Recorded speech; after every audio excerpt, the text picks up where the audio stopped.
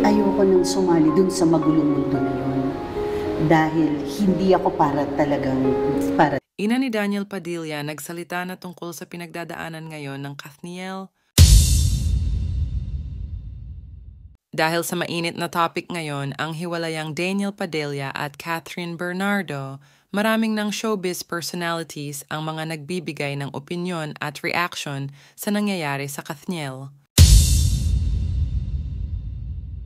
Kamakailan ay nagsalita si Christy Fermin na kumpirmado na nga ang hiwalayang Kathniel.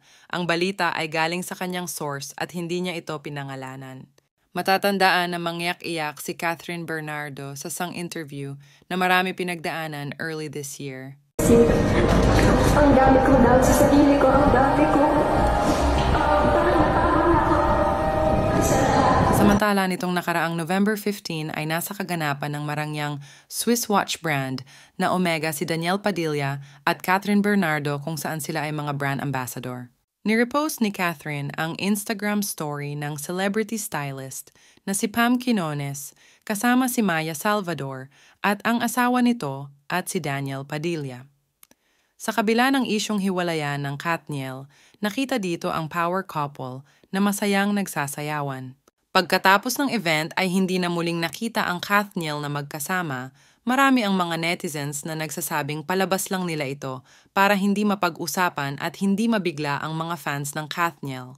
Samantala, itong nakaraang araw ay napapabalitang sinupalpal ni Carla Estrada ang pahayag ni Fermin na matagal na daw hiwalay ang Kathniel ilang buwan na ang nakakaraan. Ito naman ang nasabi ni Carla, ito po ay walang katotohanan.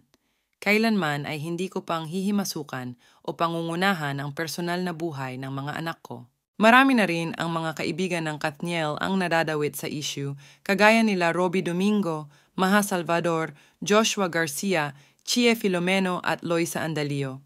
Ngunit pinabulaanan din nila na wala silang kinalaman sa issue. Maraming Kathniel fans ngayon ang nalulungkot dahil ilang buwan at linggo na rin na pinag-uusapan ang hiwalayang Kathniel. Hiling ng mga fans na sana magsalita na sila at deserve ng isa't isa ang katahimikan at para matahimik na rin ang mga fans kung totoo man ang issue dasal ng mga fans na magkaayos pa sila at magkapatawaran. Samantala, kabi-kabilaan naman ang mga comments ng mga fans tungkol sa breakup issue ng Kathniel.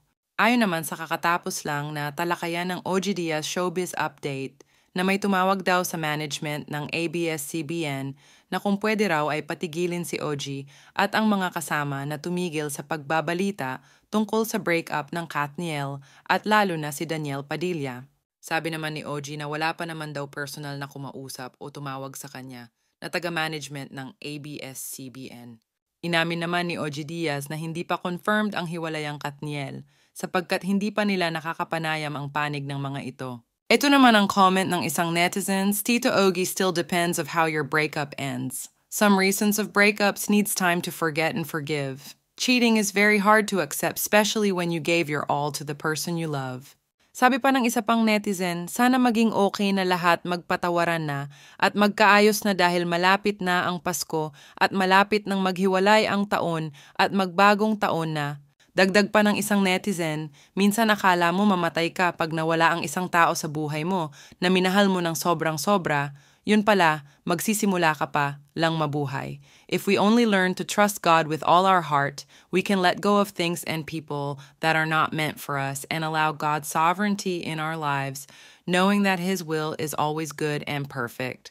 Marami na ang mga nadadamay sa issue ng hiwalayang Kathniel, sana ay magsalita na ang dalawa para magkaraon na rin ng peace of mind ang lahat lalo na ang Kathniel. Kung anuman ang pinagdadaanan ng dalawa, ay sana patuloy pa rin nilang suportahan ang Kathniel as individual man or as partners. Ano ang masasabi ninyo sa talakayang ito? Kung meron kayong kuro-kuro, please leave a comment in my comment section. At kung nagustuhan niyo naman ang video na ito, give me a thumbs up, pindutin ang notification bell para updated kayo sa mga bagong Mixtapics at don't forget to subscribe. Thank you.